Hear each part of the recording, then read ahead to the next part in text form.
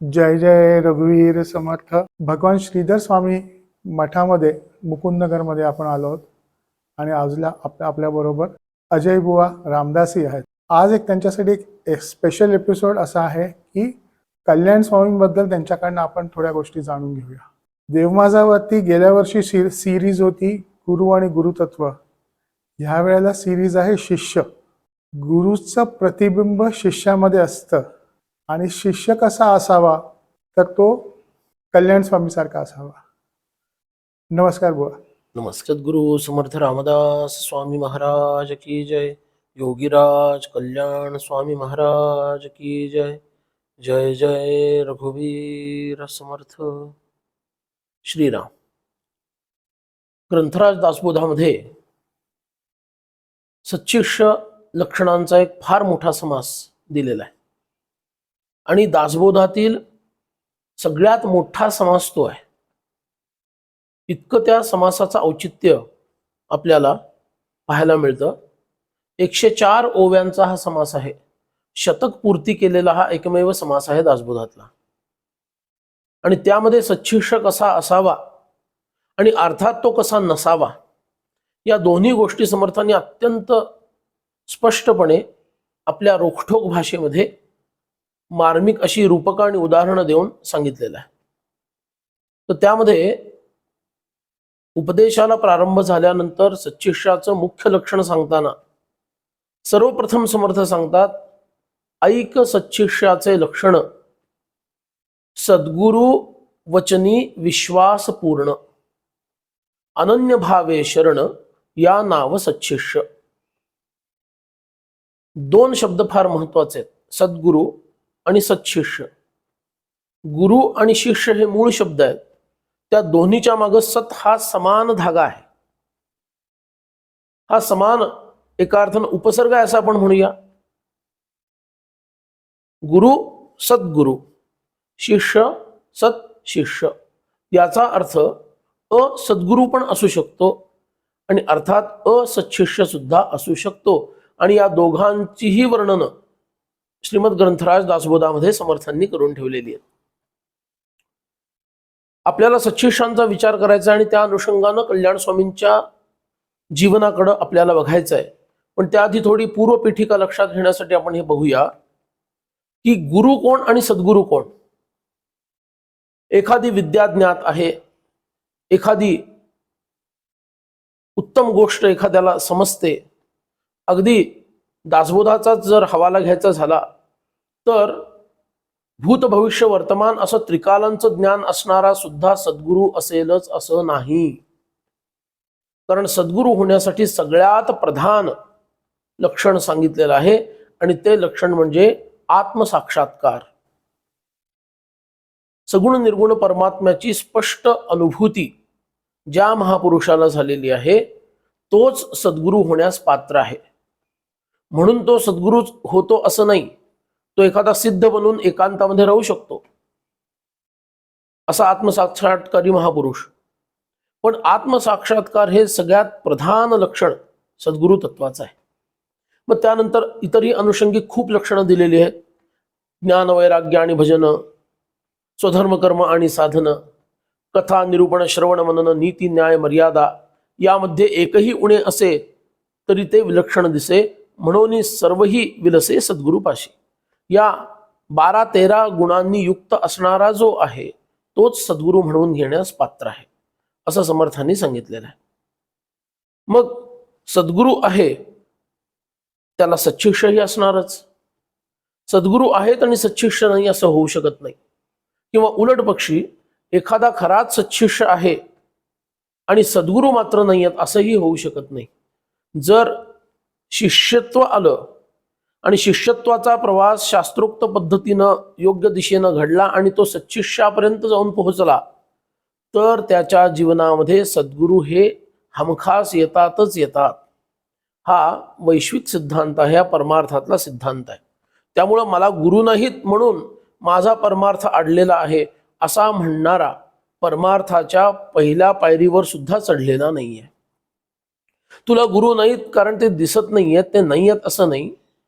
तुला पायऱ्या चढून शिष्यत्व स्वीकारायचं नाहीये, आणि शिष्यत्व जर आलं तर अजून शिष्यत्वातून सच्छिष्यत्वापर्यंत तू पोहोचलेला नाहीयेस, आणि म्हणून सद्गुरू तुला प्रत्यक्ष नाही आहेत, नाहीतर सद्गुरू तत्व हे सर्व व्यापक आहे. मग असा सच्छिष्य कोण की ज्याच्यामध्ये अनेक गुण आहेत? मग समर्थांनी खूप मोठा विस्तार त्याचा सांगितलाय. शिष्य असावा उत्तम गुळीचा, शिष्य असावा वैराग्याचा, शिष्य नसावा गर्भ सुखी, असे अनेक गुण सांगितले. पण हे सर्व गुण हे अनुषंगिक आहेत, प्रधान गुण नाही आहेत. प्रधान गुण आधीच सांगून ठेवला, ऐक सच्छिष्याचे लक्षण. उपदेश करताना समर्थ म्हणतात, ऐक सच्छिष्याचे लक्षण, सद्गुरु वचनी विश्वास पूर्ण, अनन्य भावे शरण, या नाव सच्छिष्य. दोन प्रधान गुण सांगितले. आता खरं तर हे दोन गुण आहेत असं म्हणणंही बरोबर नाहीये. सद्गुरु वचनी विश्वास पूर्ण याचाच अधिक खुलासा अनन्य भावे शरण यामध्ये येतो. सद्गुरु वचनी विश्वास पूर्ण कधी असेल? अनन्य शरणागती आल्यानंतर असेल. कारण सद्गुरूंनी जे सांगितलं ते ब्रह्मवाक्य आहे, ते त्रिकालाबाधित सत्य आहे, तीच वेदवाणी आहे, तेच भगवंताचं वचन आहे, तेच माझ्या आराध्याचं वचन आहे. इथपर्यंत त्या शिष्याची धारणा जर झाली तरच तो सत्शिष्य म्हणून घेण्यास पात्र आहे. म्हणून आपल्या सर्वांचा अगदी ओळखीचा असणारा एक श्लोक की जो घासून पुसून आपण अगदी गुळगुळीत करून टाकलेला आहे, तो म्हणजे गुरुर ब्रह्मा गुरुर विष्णू गुरुर्देवो महेश्वरः गुरु साक्षात परम ब्रह्म तस्मै श्री गुरवे. गुरवे याचा अर्थ सद्गुरवे नमः.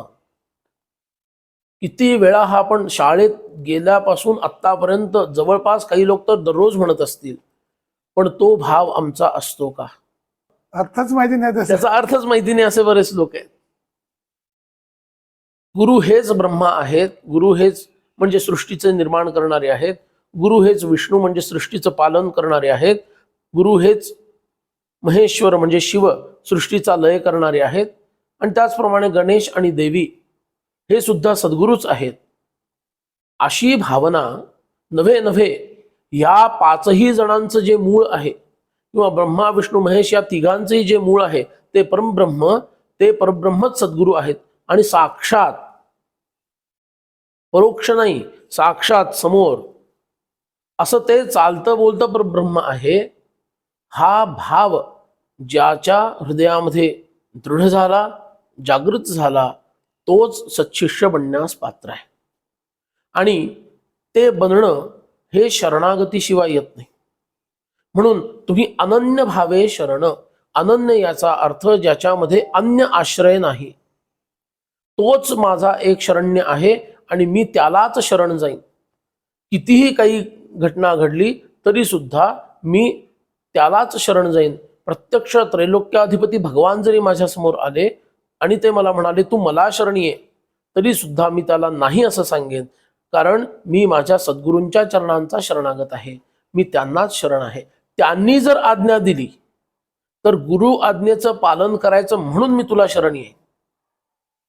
तसं म्हटलं तर तू आणि ते मला भिन्न नाहीत, म्हणून तूच माझा सद्गुरुदाता आहे, सद्गुरुनाथ आहेस, या भावनेनं सुद्धा मी शरण येईन. पण द्वैताच्या दृष्टीनं पाहिलं तर मी तुला शरण येणार नाही. का? तर मी सद्गुरूंना शरण आहे.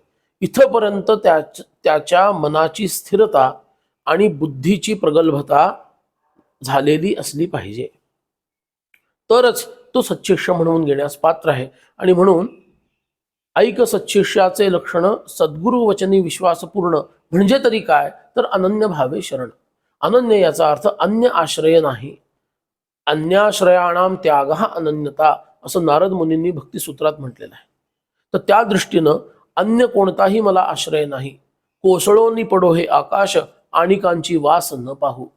आकाश जरी कोसळून पडलं तरी आता सद्गुरूंचे चरण मी धरलेले आहेत, आता मी त्यांच्याशिवाय अन्य कुणालाही शरण जाणार नाही. इतका दृढ संकल्प आणि विश्वास ज्याचा आहे असा सच्छिष्य असतो. आणि सद्गुरूच्या वचनावर त्याचा प्रगाढ विश्वास असतो.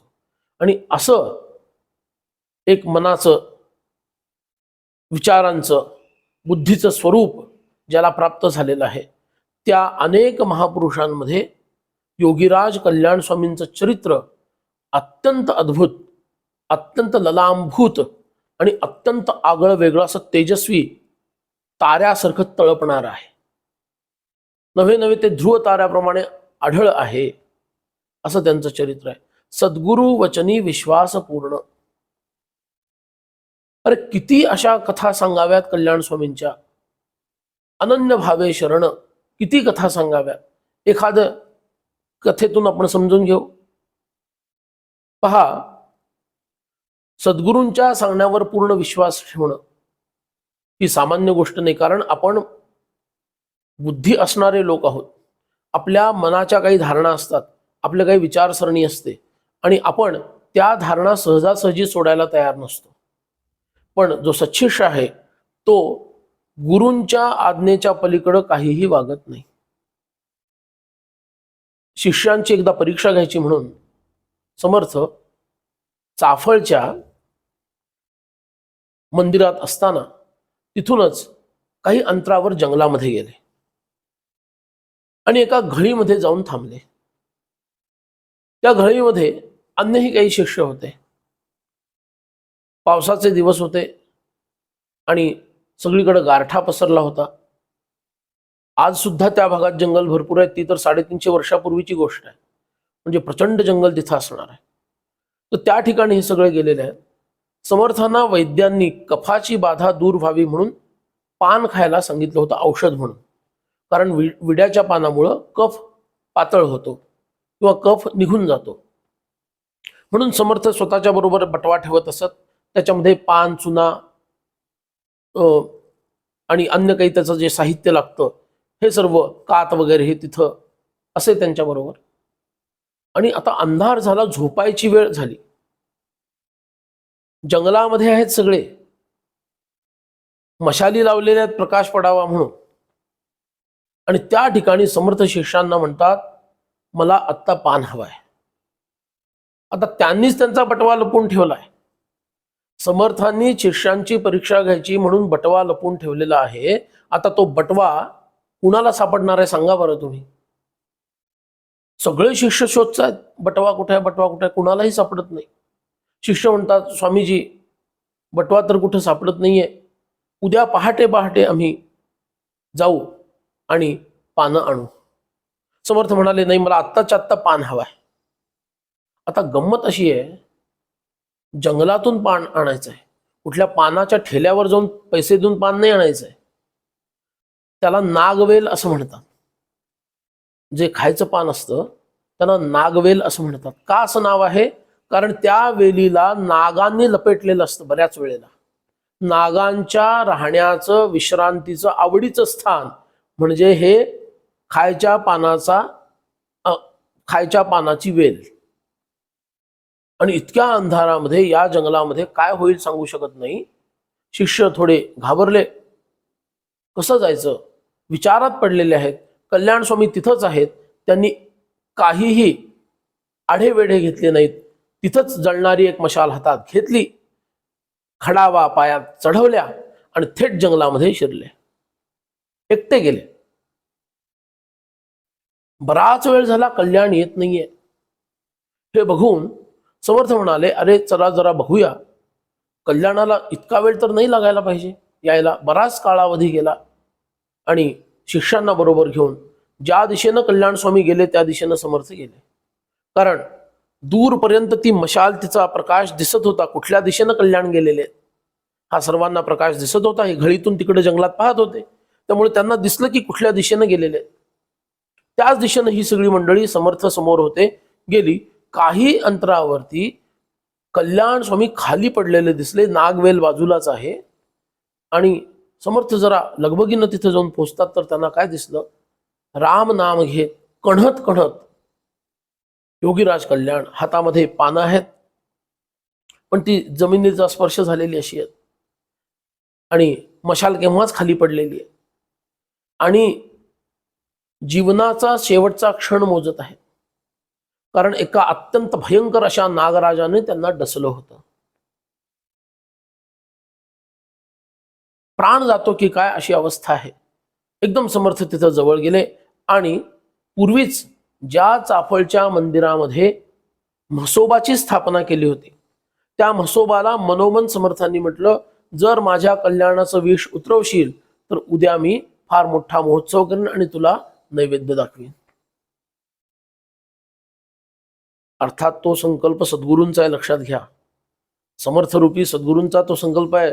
तो काय त्या म्हसोबाची ताकद आहे की तो असत्य ठरवावा आणि काहीच क्षणांमध्ये कल्याण स्वामींचं सगळं विष उतरलं.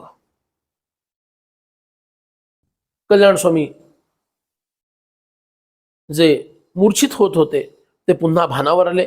त्यांनी पाहिलं तर समर्थ सद्गुरू आणि इतर शिष्य तिथंच उभे आहेत, कल्याणांकडे पाहतायत. कल्याण स्वामींच्या लक्षात आलं, आपली गुरु आज्ञा झालेली ते कार्य पूर्ण झालेलं नाहीये. ही सर्व पानं मातीत पडल्यामुळे खराब झालेली आहेत आणि पावसामुळे अजूनच चिखल होता. पटकन कल्याण स्वामी उठले, अन्य एका शिष्याच्या हातातली मशाल घेतली, समर्थांना अभिवंदन केलं, मशाल घेतली आणि पुन्हा पुढे निघाले. समर्थ म्हणाले, कल्याण अरे चाललायस कुठं? कल्याण स्वामींनी उत्तर दिलं, स्वामी तुमच्या आज्ञेचं पालन करण्यासाठी मी चाललेलो आहे.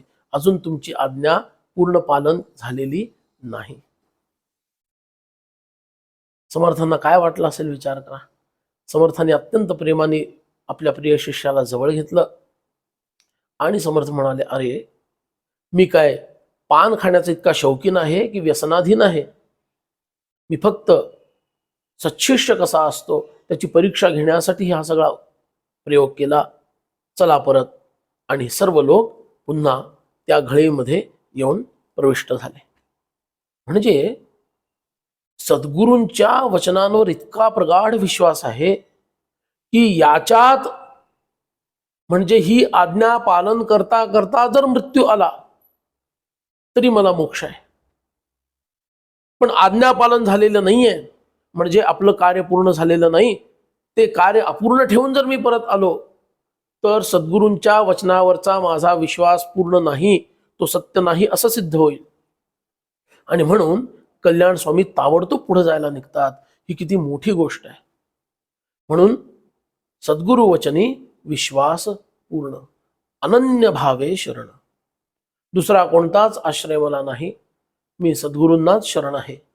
मला अन्य कोणाशीही कर्तव्य नाही. सद्गुरु वचनी विश्वास पूर्णची एक सुंदर आणखी एक कथा आहे, ती सांगतो.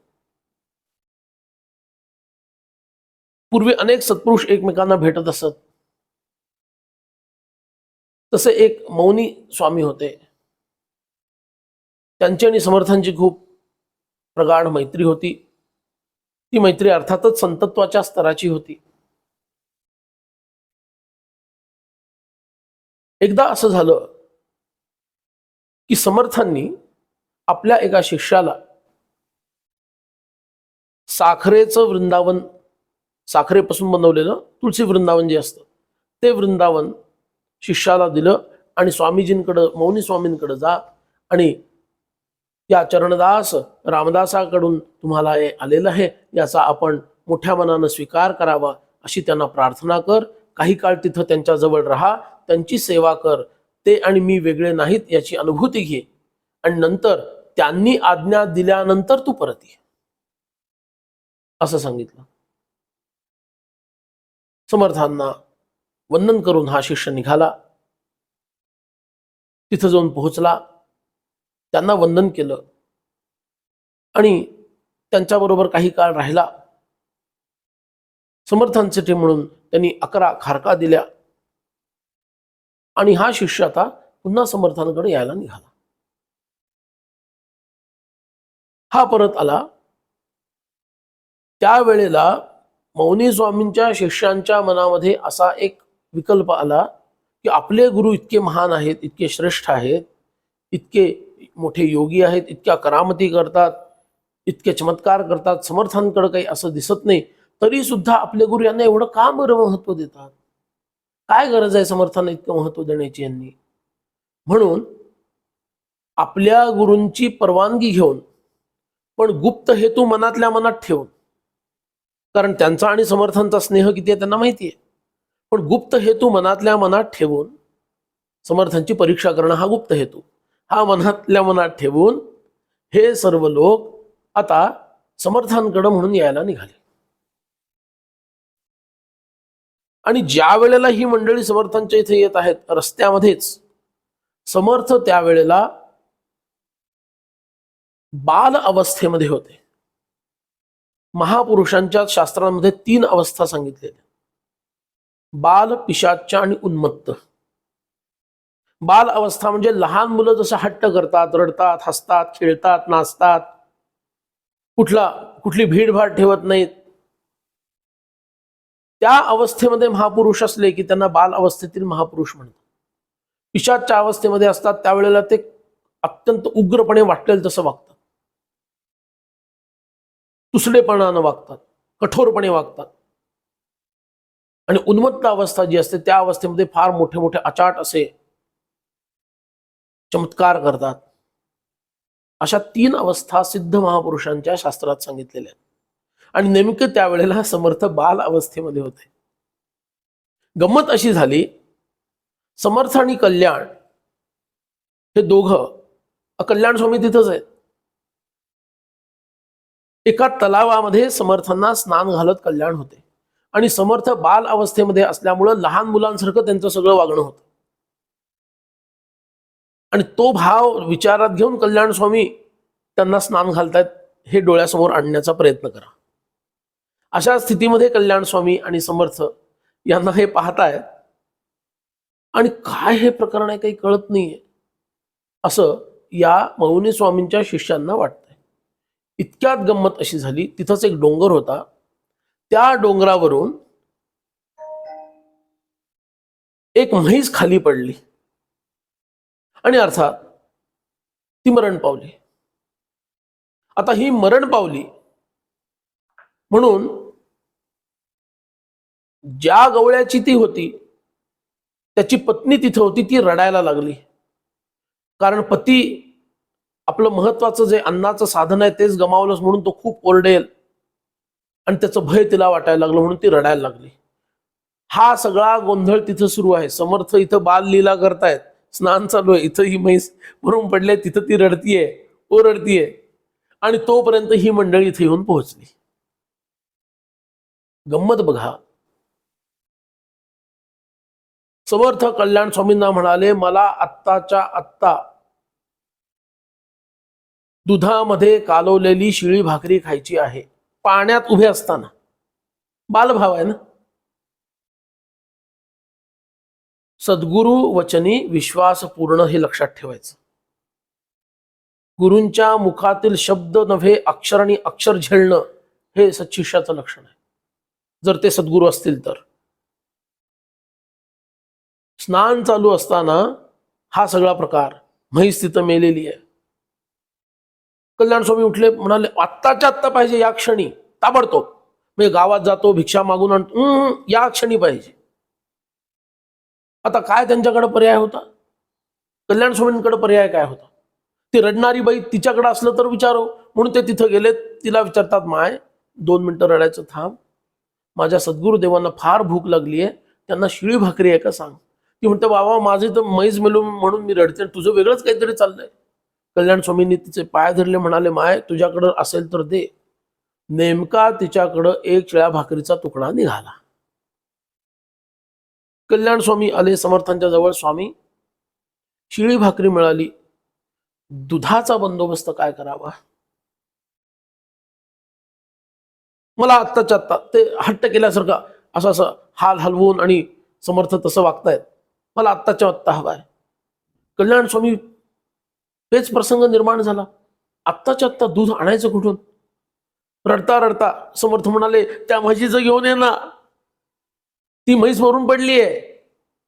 आता मात्र हे चपापले, मौनी स्वामींचे जे शिष्य आहेत आता मात्र चपापले. आता हे काय घडतंय? एकतर समर्थांना वेळ लागलेला आहे, नाहीतर काहीतरी अद्भुत चमत्कार तरी आहे. सद्गुरु वचनी विश्वास पूर्ण. कल्याण स्वामी समर्थांना हे सांगत बसले नाहीत, स्वामी ती म्हैस मरून गेलेली आहे, मरण पावलेली आहे, तिचं दूध कसं काढता येईल आपल्याला, हे तुमच्या आमच्यासारखे अभक्त असतात हे असं बोलतात, मला क्षमा करा. पण कल्याण स्वामी म्हणजे सद्गुरु वचनी विश्वास पूर्ण, ज्या अर्थी समर्थांच्या मुखातून निघालं त्या अर्थी ते सत्य व्हायला हवं. बस, विषय संपला. त्या मरून पडलेल्या त्या म्हशीच्या जवळ कल्याण स्वामी जातात, तिला प्रार्थना करतात, बाई उठ आणि मला दूध दे, माझ्या गुरूंची आज्ञा आहे, त्याचं पालन मला करायचं आहे. जर खरंच तुझा प्रारब्धानुसार मृत्यू आहे तर तू दूध देऊन परत आपला देह सोड, पण मला आता दूध दे, माझ्या गुरूंची आज्ञा आहे. आणि तळमळीने केलेली प्रार्थना परमात्मा सुद्धा स्वीकारतो. आणि इथं तर सद्गुरूंच्या मुखातून बाहेर पडलेले शब्द आहेत, ते कधी असत्य होणं शक्य नाही. एकदम ती म्हैस अंगात काहीतरी विद्युल्लता चमकल्यासारखी उठली आणि धो धो धो धो धो धो असा तिच्या आचळातून दूध गळायला लागलं. कल्याण स्वामींना जेवढं हवं होतं तेवढं त्यांनी घेतलं.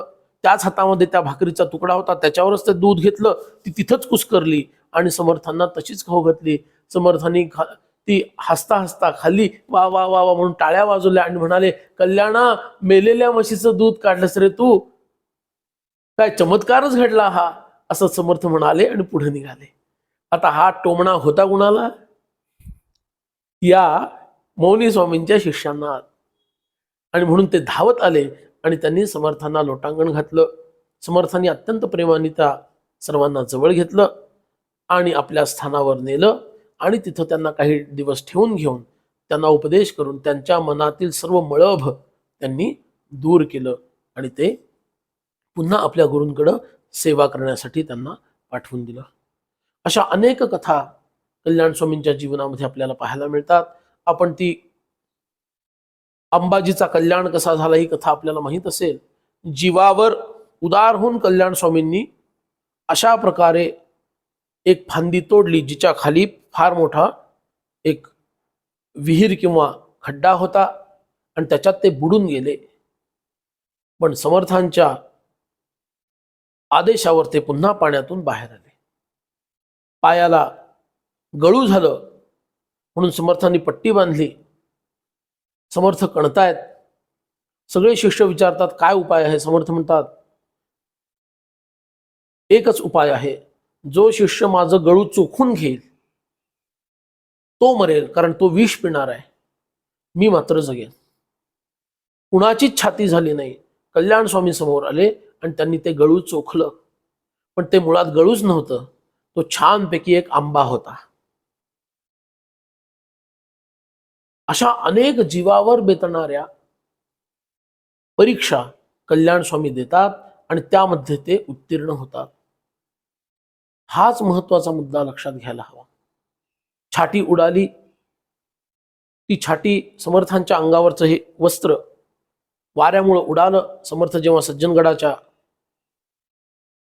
कड्याच्या बाजूला पूर्व दिशेला असणाऱ्या फेऱ्या मारत होते, कल्याण स्वामींना फक्त समर्थ म्हणतात, कल्याणा माझी छाटी.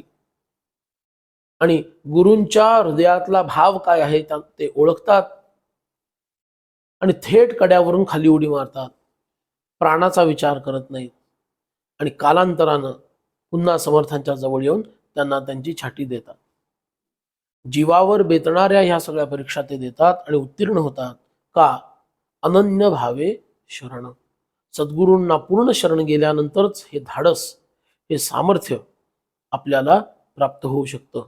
अशा अनेक कथा कल्याण स्वामींच्या जीवनात घडलेल्या आहेत. आणि एक महत्वाची घटना अशी की 35-36 वर्ष सद्गुरूंच्या जणू काही सावलीसारखे राहिलेले कल्याण स्वामी, एक दिवस त्यांना आज्ञा होते की आता गडावरती म्हणजे सज्जनगडावरती राहायचं नाही. आता सीना नदीच्या काठावरती पूर्वी जी संकेताचं ठिकाण आहे, परांडा, भूम वगैरे जो भाग आहे, डोमगाव नावाचं एक क्षेत्र आहे, त्या ठिकाणी जायचं आणि मठस्थापना करायची आणि तिथं संप्रदाय वाढवायचा. सद्गुरूंचा इतका मोठा विरह होणार, पण तरी सुद्धा हृदयावर दगड ठेवून सद्गुरूंचं सानिध्य आणि सद्गुरूंची आज्ञा, यामध्ये सद्गुरूंची आज्ञा अधिक महत्वाची आहे सद्गुरूंच्या सानिध्यापेक्षा, हे लक्षात घेऊन. आणि हे सच्शिष्याचं लक्षण, सद्गुरु वचनी विश्वास पूर्ण. हे लक्षण प्रकट करत, सद्गुरूंचा विरह सहन करत, म्हणजेच विरहाभक्ती प्रस्तुत करत कल्याण स्वामी सज्जनगडापासून म्हणजे आजच्या सातारा जिल्ह्यात जे स्थान आहे ते सोडून फार दूर असं आजच्या धाराशिव नावाचं जे ठिकाण जिल्हा आहे त्या ठिकाणी जातात आणि गुरूंच्या आज्ञेचं अक्षरशः पालन करतात. म्हणून असे हे सद्गुरूंचे फार मोठे भक्त असणारे कल्याण स्वामी, त्यांचा आदर्श या गुरुपौर्णिमेच्या पावन प्रसंगानिमित्त पर्वानिमित्त आपल्या डोळ्यासमोर सर्व साधकांनी, भाविकांनी, भक्तांनी, मुमुक्षूंनी ठेवावा. आणि ज्याप्रमाणे आपण रामरायांकडे जायचं असेल तर हनुमान आपल्या जवळ हवेत, त्यांची कृपा आपल्यावर व्हायला हवी, ही जी आपली भावना असते, श्री हनुमान कीलकम, हनुमान हीच किल्ली आहे रामभक्तीची, हे जसं आहे तसं समर्थांच्या जवळ जायचं झालं असेल तर कल्याण स्वामींना शरण जावं. कल्याण स्वामीच आपला हात धरून समर्थांच्या जवळ आपल्याला घेऊन जातील, आपल्याला स्वतःला सत्शिष्य बनवतील आणि नंतर ते सद्गुरूंच्या समोर घेऊन जातील. सद्गुरूंचं लक्षण सांगितलं की ते सत्शिष्याला फक्त शिष्यच ठेवत नाहीत, तर त्याच्यावर असे काही संस्कार करतात की कालांतरानं तोच सद्गुरू बनतो. ते आपलं स्वतःचं पद त्या शिष्याला देतात आणि तीच स्थिती कल्याण स्वामींनाही प्राप्त झाली. जेव्हा समर्थांनी आज्ञा केली की गडावरती राहायचं नाही, तेव्हा हेही सांगितलं की इथून पुढं संप्रदायाचं गुरुत्व मी तुला देत आहे, इथून पुढं समर्थ संप्रदायाचं गुरुपद तुला भूषवायचं आहे आणि तूच संप्रदायाचा गुरु असशील, असं सांगितलं. आणि एवढं बोलून फक्त समर्थ राहिले नाहीत, तर त्याच्यानंतर जितके काही लोक समर्थांकडं अनुग्रह घेण्यासाठी आले त्यांना माझ्याकडं गुरुपद नाही असं सांगून कल्याणाकडे जा असं सांगितलं. इतकी निस्पृहता समर्थांनीही दाखवली आणि गुरूंची आज्ञा आहे म्हणून केवळ अनुग्रह त्या लोकांना कल्याण स्वामींनी स्वतः सद्गुरू बनवून दिलेला आहे. असे अद्भुत दिव्य असं चरित्र तुम्हाला आश्चर्य वाटेल की इतके गुरुमय कल्याण स्वामी झाले होते की समर्थांनी इसवी सन 1682 साली देह ठेवला. कल्याण स्वामी त्याच्यानंतर अनेक वर्ष राहिले आणि 1714 साली त्यांनी देह ठेवला. त्या काळामध्ये उत्तर भारतामध्ये फार आणीबाणीची परिस्थिती असल्यामुळं समर्थांचा अस्थिकलश हा 1682 सालापासून चाफळमध्ये भूगर्भात ठेवला होता. का तर उत्तरेला शांतता प्रस्थापित झाल्यानंतर गंगेमध्ये त्या अस्थी विसर्जित व्हाव्यात या उद्देशानं कल्याण स्वामींचे शिष्य केशव स्वामी हे दरवर्षी गुरुपौर्णिमेच्या निमित्तानं कल्याण स्वामींना भेटायला जात असत. उत्तर भारतामध्ये आता शांतता प्रस्थापित झाली, तो औरंग्या मारला गेला, त्यानंतर धुमश्चक्री झाली, त्याच्यातून नंतर पुन्हा उत्तर भारत शांत झाला. आता समर्थांचा अस्थिकलश किती वर्ष असा भूगर्भात ठेवायचा, पण हे सगळे अधिकार कोणाकडे आहेत? समर्थांनीच स्वतः कल्याण स्वामींना दिलेले आहेत की संप्रदायाच्या धार्मिक आध्यात्मिक निर्णयांचा अधिकार कल्याण स्वामींकडे आहे. म्हणून ते कल्याण स्वामींना दरवर्षी विचारत असत आणि कल्याण स्वामी म्हणत असत पुढल्या वर्षी बघू, पुढल्या वर्षी बघू. काय झालं माहिती नाही, 1714 साली चाफळ वरून निघताना रामरायांचं दर्शन झालं, गणपती बाप्पाचं दर्शन झालं, दास मारुती वीर मारुती यांचं दर्शन घेतलं केशव स्वामींनी. आणि ज्या वृंदावनामध्ये तो त्याच्या भूगर्भामध्ये तो अस्थिकलश समर्थांचा ठेवला होता, तो भूगर्भ उघडून तो अस्थिकलश यांनी बाहेर काढला. गुरूंकडे जावं, गुरुपौर्णिमा साजरी करावी आणि म्हणावं आता अस्थिकलश आणलेला आहे, आता आपली आज्ञा झाली तर मी गंगेमध्ये वाहून टाकतो. हे घडायला 3रा दिवस उजाडला आणि त्या दिवशी केशव स्वामी परांड्याला पोहोचले तर त्यांच्या लक्षात आलं की आपल्या गुरूंनी म्हणजेच कल्याण स्वामींनी 2 दिवस आधीच बलपूर्वक प्राणायाम करून गर्भमुद्रा जी आहे किंवा गर्भासन आहे त्या गर्भासनातून आपले प्राण ब्रह्मांडामध्ये विलीन करून टाकले. ज्या वेळेला त्या भूगर्भातून तो अस्थिकलश बाहेर काढला गेला, त्याच्या संवेदना इतक्या दूर, चाफळमध्ये तो अस्थिकलश आहे आणि कल्याण स्वामी परांड्याला इतक्या दूर आहेत, त्या संवेदना त्यांना तिथं प्राप्त झाल्या आणि कल्याण स्वामींनी त्यांच्या हातामध्ये जीवन आणि मरण होतं. ते योगीराज होते. त्यांनी प्राणायाम केला, प्राण सोडून दिले, पण प्राण गेले नाहीत. त्यांना आश्चर्य वाटलं आणि लक्षात आलं आपल्या उजव्या दंडामध्ये प्राणनाथ असणारे हनुमान जे समर्थांनी दिलेला आहे तो बांधलेला आहे. आपले प्राण जातील कसे? शिष्याला आज्ञा केली दृष्टीनं त्या शिष्यानं तो हनुमान दूर केला, पुन्हा प्राणायाम केला आणि नंतर प्राणांचा त्याग केला आणि त्या त्रयोदशीच्या दिवशी कल्याण स्वामींनी प्राण सोडले. गुरुपौर्णिमेचा दिवस 3रा दिवस असल्यामुळं त्यांच्याही अस्थी घेतल्या आणि हे 2 अस्थींचे कलश घेऊन केशव स्वामी गंगेवरती गेले आणि त्या दोन्ही अस्थी एकत्रित करून त्या समर्पित केल्या. म्हणजे या अस्थींच्या रूपात सुद्धा गुरु आणि शिष्य एकच आहेत. एकरूपत्व त्यांनी दाखवलं आणि त्यानंतर ते गंगार्पण झाले.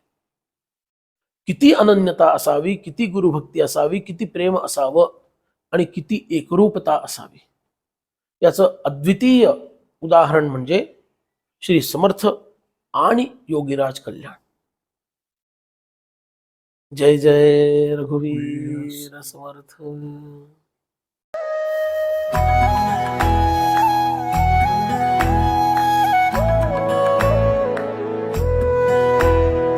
अध्यात्मावर अशीच माहिती मिळवण्यासाठी देव माझा चॅनलला सबस्क्राईब करा